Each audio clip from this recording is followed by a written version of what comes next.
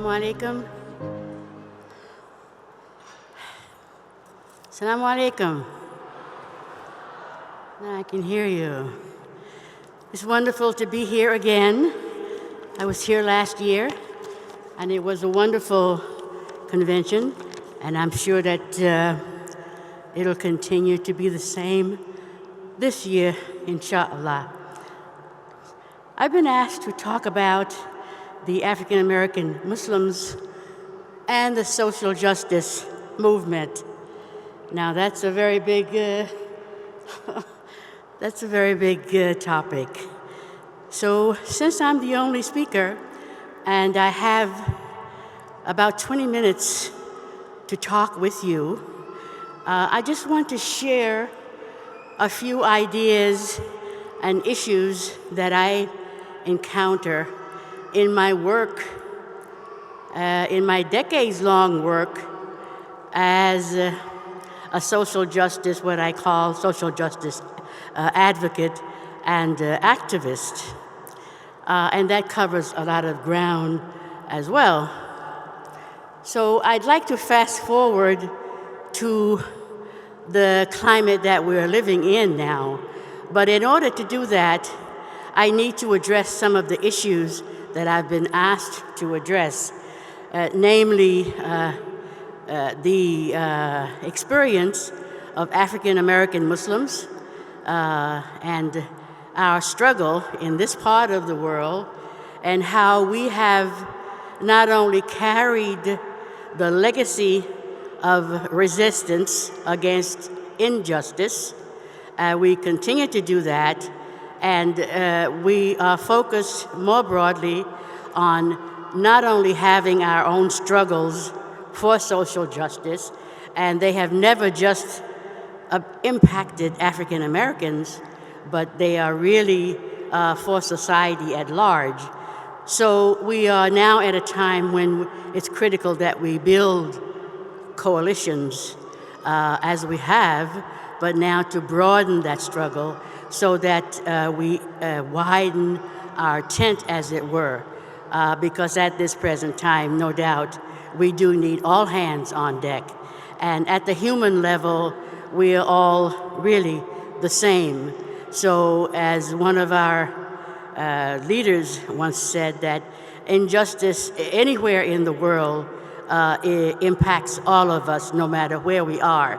So I think that that's fitting, and it's something that we need to keep in mind. To try and be true to the topic that's been given to me, I'd like to try and focus on raising our awareness about some of the language that we use. Some of it is self-created. Other parts of it are given to us, and for many reasons we embrace the labeling, right? And I think that we're at a stage now where we are wise enough and have enough experience, certainly a younger generation coming, and we have elders who have been in this struggle for many, many decades, so that we can begin now to analyze for ourselves and create our own language and push back on the language that is not intended to represent us adequately and with dignity. So the issue of slavery is one of the topics that I've been asked to speak to, and I wanted to ask us to consider, when we use this label in trying to address the issue of the African American, our struggle in this part of the world as African American Muslims and Africans in general, that we understand that no one is born a slave. And when people are captured, as was our experience, kidnapped from Africa, brought to these shores, and enslaved. So that is the true status of our condition at that time, that we as Africans were not slaves, but we were enslaved. So I think that it's important that we adopt this language instead of referring to enslaved people who were brought here forcibly as enslaved and not slaves. So I want to put that out there, and it can be translated in many languages, including the Arabic language. I understand that there are some issues that we are facing in the Muslim community about this label, abd, and we need to make sure that we understand the impact that it has on us, and that it has no place in our community as practiced Muslims. We know that Islam teaches us that there is no place for it in our religion, so it moves us to work harder to make sure, to ensure that our Islamic principles override our cultural practices. And I want to say also that this issue of enslavement of Africans is not something unique to Muslims or to Arab societies, but it has gone to many other places. But this is one of the places that we have to address, especially in this session. So I want to put that out to you. And I know also that these are often very difficult topics for us as a community to address, but it's important that we address them and pull out all of those challenging topics that are very difficult to address. But when we have the courage and the commitment and the knowledge to do that, we liberate ourselves from baggage. Someone sent me a post the other day. They said that history is, I can't recall the exact words, but they were saying that history is something that happened to us. We must build on what we learned from history, but it's not an indictment.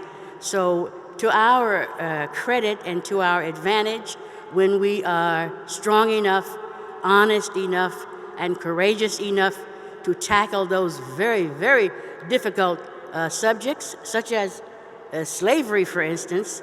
I mean, the trauma is lasting. One of our geneticists was telling us that when people live through this kind of trauma, that it has the potential to actually change their DNA, which is amazing. So we can see that manifested in the society today. Many of us are really carrying that altered DNA, and we have to create some new lines of communication and experiences for our children so that they don't continue to carry those destructive genes, DNA, that have been created by gross injustices to humanity, really. So these are things that I wanted to share with you. Another point that I wanted to make also is that when we talk about struggling for social justice, we are not just talking about ourselves as Muslims. We know that in the past, the obstacles that we have been able to overcome, certainly as an African American community, but I think more broadly as Muslim community, has been recognizing that our liberation is really bound up and tied to the liberation of other people.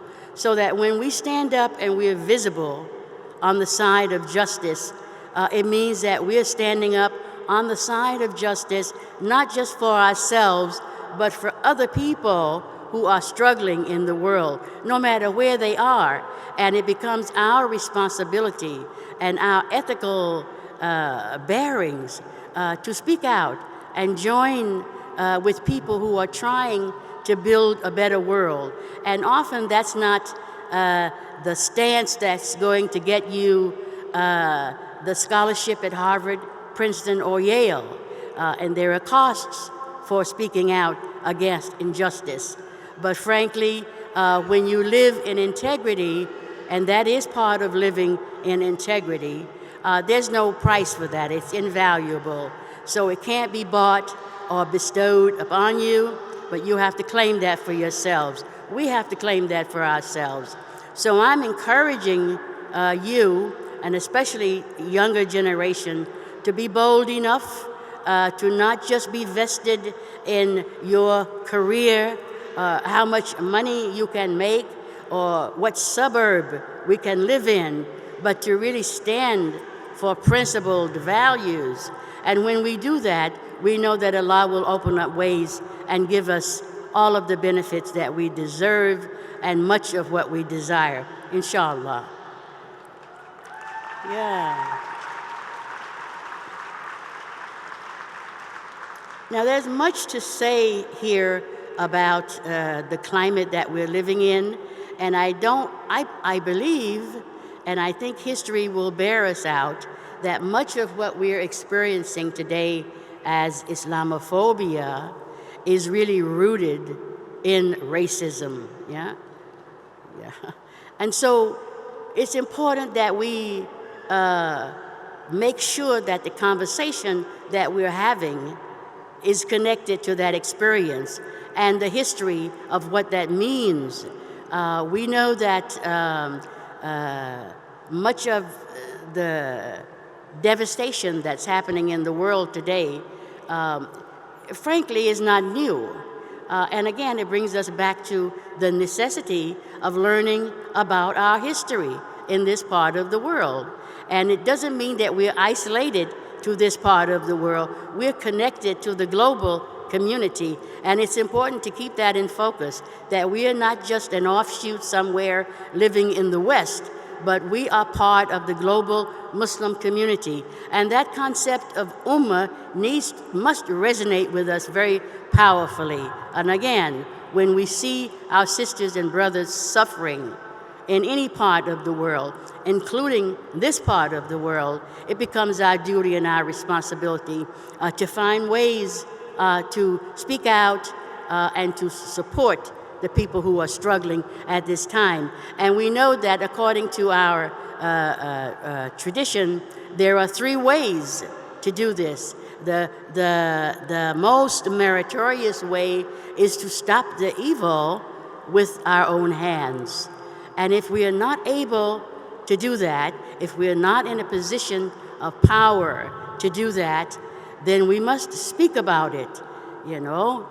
We must tell other people what the experience is like and stand up and be visible for the people who are going through these experiences, to know that they are not alone and that there are people also struggling with them. And if you're not able to do that, then the least meritorious way is to really, really, really feel very badly for those things deep down in your heart.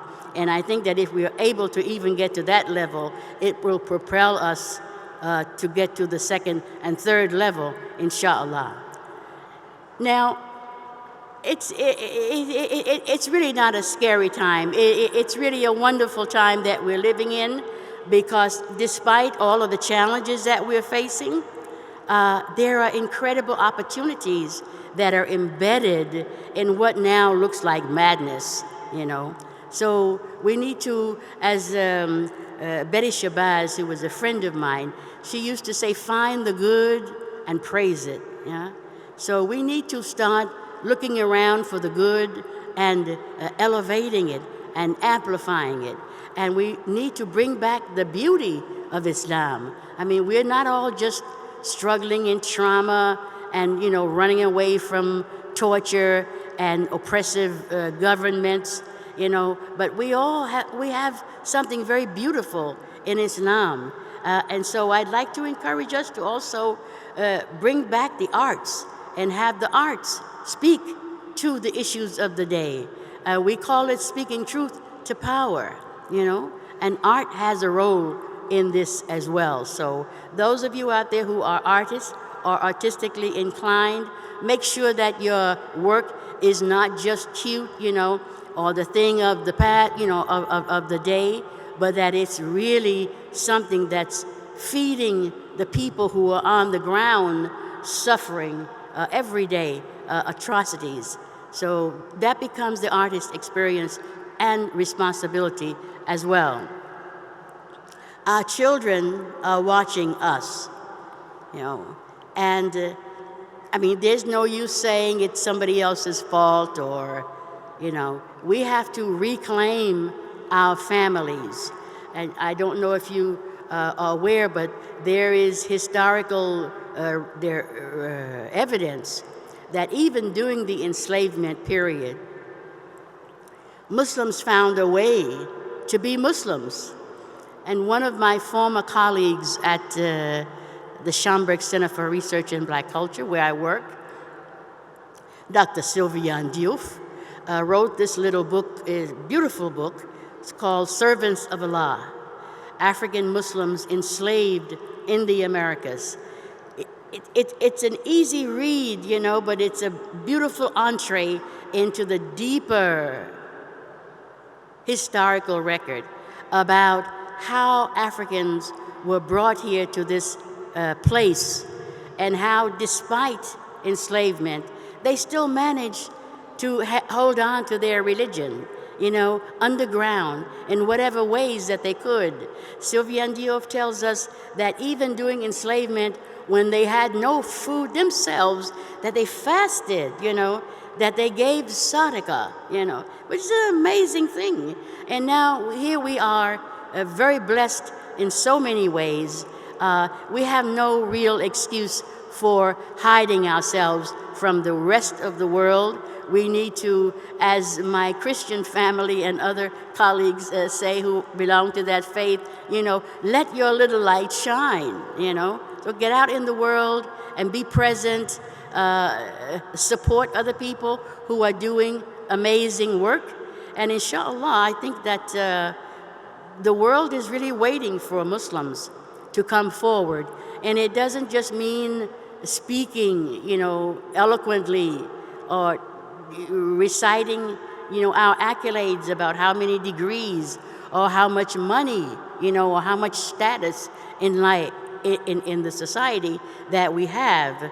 That the most important thing is the taqwa in our hearts and how we really relate to our fellow human beings, Muslim or otherwise. And again,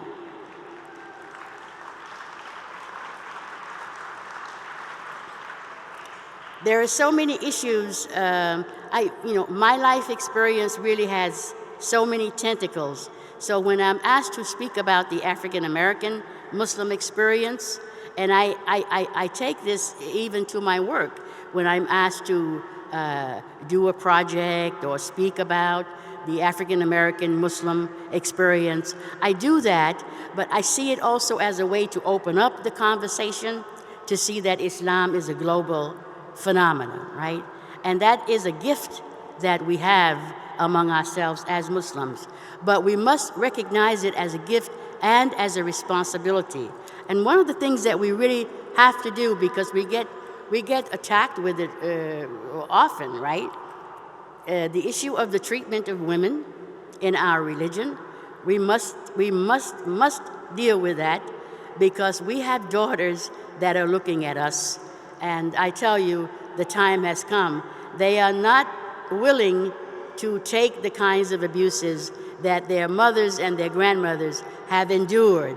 So it becomes our responsibility, again, to let our light shine, to show by example what a gift, what an honor Islam is for Muslim women. And of course, African American Muslim women, those of us who came from Christian backgrounds and who embraced Islam, many of us were living the life, you know, as Americans, right? And looking for something to save our lives, literally, from the society that was rampant with all kinds of things that told us we were free, but were actually killing to the spirit and to the soul. So we saw Islam as this lifeline for us, and we hold on to that dearly. And at the same time, it empowers us to feel ourselves bold enough, strengthened enough by our faith in our Creator to speak the issues that we need to speak as ethical human beings on the planet.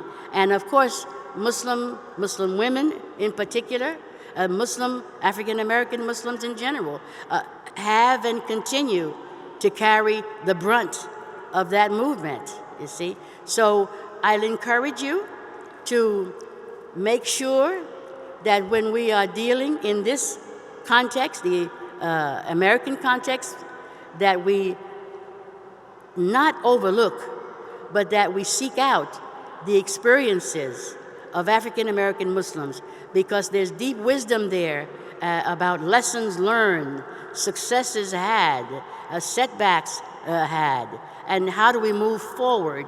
That becomes a necessary endeavor, and you're not going to get that at any of the Ivy League colleges or universities per se. So that means that it has to become an active pursuit on your part to make sure that you educate yourself about the history of the place where you live, right? Because this is the reality on the ground. And whatever we've been taught that it should be or could be, we have to know what the reality is. And you learn some of that reality by being in close touch with people who've lived it every day for centuries, right? And still, as Maya Angelou used to say, still we rise.